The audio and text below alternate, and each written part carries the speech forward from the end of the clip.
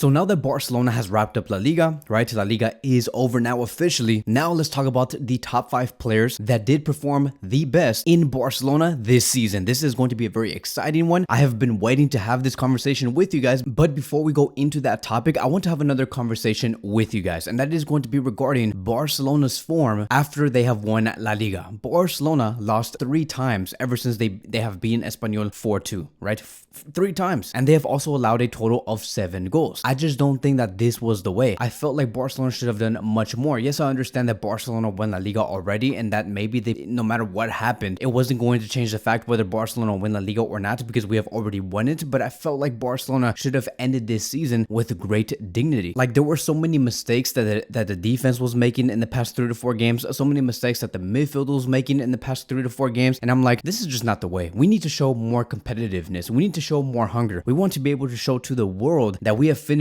this season, right, which is with a very young squad, and win with 97 points. That was supposed to be the goal after Barcelona beat Espanyol 4-2, but they did not do that. They let their guard down. They allowed other teams to have their points, and I have no idea why. Why give respect to the opposition? This is not what Barcelona is. Look at Manchester City. Yes, I know that they have lost one game against Burnley. They lost 1-0, something that many of us did not expect to see, but City did not concede 7 goals. They did not lose a total of 3 to 4 games. Barcelona did, and Barcelona did against Valladolid, Sociedad, and Celta de Vigo. Two of these teams that Barcelona have faced in the past 4 matches were fighting for relegation. So you and me know that Barcelona could have given out much more. And I know that this may seem like I'm complaining and that I complain too much, but no, it's just that this is supposed to be the high standards of Barcelona. We have high standards. This is what Barcelona is. We need to win every match. It would have been nice to see that a young team like this ended the season with 97 points, more than any other team in the top 5 leagues in the world. But it just didn't seem like it was in the agenda from the squad players nor from Xavi Hernandez. I wanted more, but they let their guard down, and it is what it is. And hopefully we can improve on top of that in the following season. And so let's get on with this topic, and let's talk about the top 5 best players that have performed for Barcelona this season. Player number 5 will be Ronald Araujo. Ronald Araujo was spectacular in defense this season. He was the main kryptonite against Vinicius. We have really stopped what Real Madrid were trying to do to us this whole season, and Araujo did so much more. Like, for example, when Barcelona beat Espanyol 4-2 and we were celebrating at their home, right, at Espanyol, when the fans were attacking us, Araujo was the first man to notice that something was going on, and he called the players to say, hey, let's go, let's get out of here. It's not safe anymore. You can see that Araujo is a true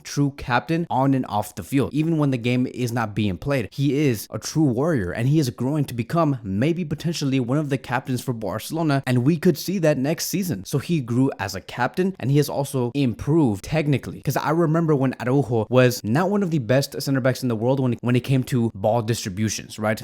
I remember like many of the coaches were like, I don't know if Araujo can do this. I don't know if he can make these passes coming from the back line. It's going to be dangerous because we need high technical players. But this season really solidified what Araujo could do. There were so many games where we saw him make those line breaking passes, and we're like, where did this even come from? And so he is truly becoming a complete center back. And also, he continues to do what he does best. Like, for example, he has only been dribbled past 3 times this season, which is crazy, right? He has been dribbled past twice by Vinicius Jr. and only once by one player from Rayo Vallecano, which is Alvaro Garcia. So a total of 3 times only. And 2 out of those 3 times where he was being dribbled past by, he was playing as a right back, so it was not even his true position. Xavi also wanted to praise this player, and this is what he said. If we speak about the defensive abilities, we know who he is. One of the most powerful defenders in the world, and he is daring to do much more with the ball, which is exactly what we have just discussed in this video. So it's very exciting. I do think that he is in the top 5 best players and one of the most improved players in general for Barcelona this season. And now let's move on towards player number 4, and that will be Frenkie de Jong. And man, oh man, like, is Frenkie de Jong one hell of a midfielder, right? If you guys have any questions, if you guys have any doubts about whether Frenkie's going to be leaving this club, I just don't think so. Frenkie wants to stay. He is considered as a untouchable. Xavi Hernandez has huge plans for Frenkie in the next 7 to 8 years, and I just think that Frenkie should be staying with us until he reaches the age of 35, 36 years old. Like, Frenkie is a player that will be here for a very long time, maybe even longer than Ter Stegen. If you combine all of the teams in the top 5 biggest leagues in the world and you put all of those players together in this season, Frenkie de Jong has ended in 8th place when it comes to passes into the final third, which shows you that he has been one of the most direct players with the ball, and Barcelona have highly benefited from that. And with progressive progressive passes, he was ranked in 7th place. Now, when it comes to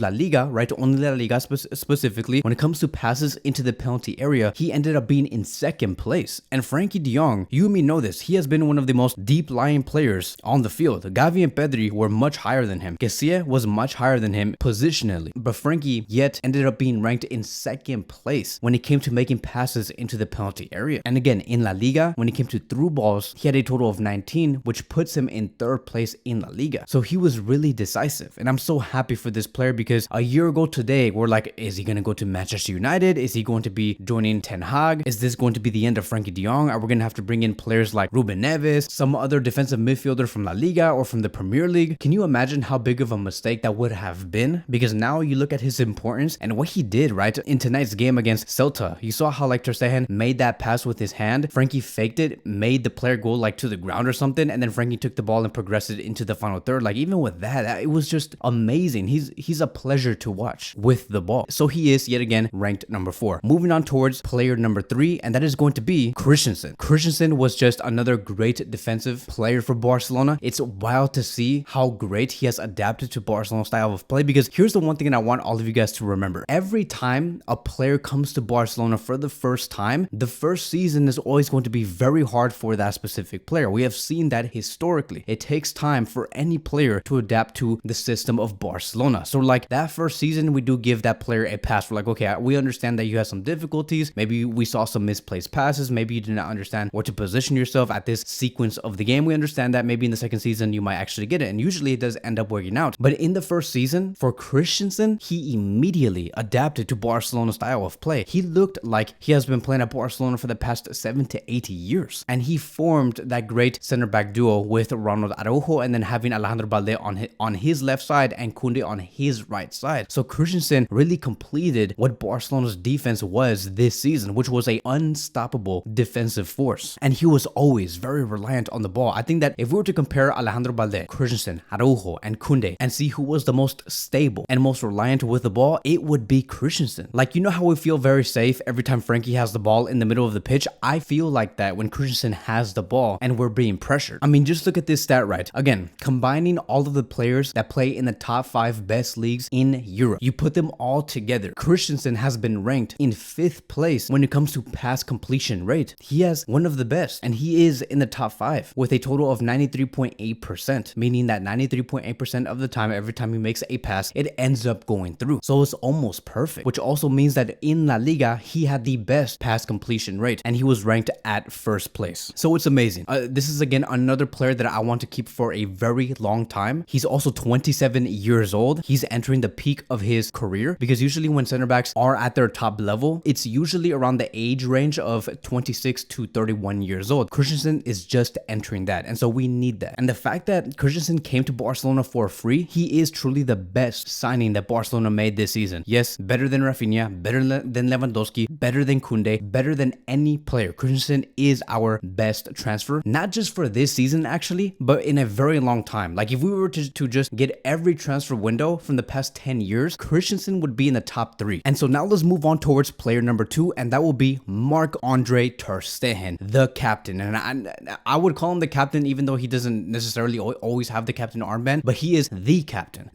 and for a reason. It's because he did captain our great defensive line. What a season Ter Stegen had with Barcelona. I have nothing but respect for this goalkeeper. It's a shame that he couldn't break the clean sheet record today, because obviously, you know, Barcelona had other ideas in mind and they were thinking about just taking vacations and stuff like that. But in the end, Ter Stegen did win a trophy, which was the Zamora Trophy for the 2022-2023 season. Even Barcelona have announced that the German keeper concedes just 18 goals in 38 matches, which is an average of 0.473 goals per game to take the award. And this is actually the first time he's taking the Zamora Trophy in his career. He also had a total of 26 clean sheets, which is equaling the record set by the Deportivo La Coruña keeper Paco Liaño back in the 1993-1994 season. Again, it could have been higher, but Barcelona had other ideas in mind, which really does suck. But either way, Ter Stegen had an amazing season. And so if you were to ask me, Kevin, what do you think was the key towards Barcelona winning La Liga this season? Ter Stegen is in that conversation and is one of the biggest reasons on why Barcelona were able to have such a great defensive record. There were so many saves that he has made, very great and definitive saves. So I am so happy for him, and I hope that he ends up being one of the captains for Barcelona Barcelona next season alongside with Ronald Araujo. And now lastly, moving on to player number 1, which is going to be, you guys already know, the left back of the future, Alejandro Balde. This was Alejandro Balde's first season as a first team player for Barcelona and did play for Barcelona full time. At the age of just 18 to 19 years old, he is simply going to be just number 1. As a left back, he has scored 1 goal, provided 7 assists. He has won La Liga this season. He has won the Super Cup trophy. He was included in La Liga team of the season and was called up for the Spanish national team in this World Cup. Why? That is because he was performing for Barcelona at such a high level, and he brought that exact same performance to the World Cup. So Alejandro Balde really did lift up the left flank when Barcelona were in dire need of it. They really needed something to happen on the left side because yes, we saw Jordi Alba perform better under Xavi Hernandez, but deep down we knew in the past 2 years that something needed to happen. We needed a brand new player. We saw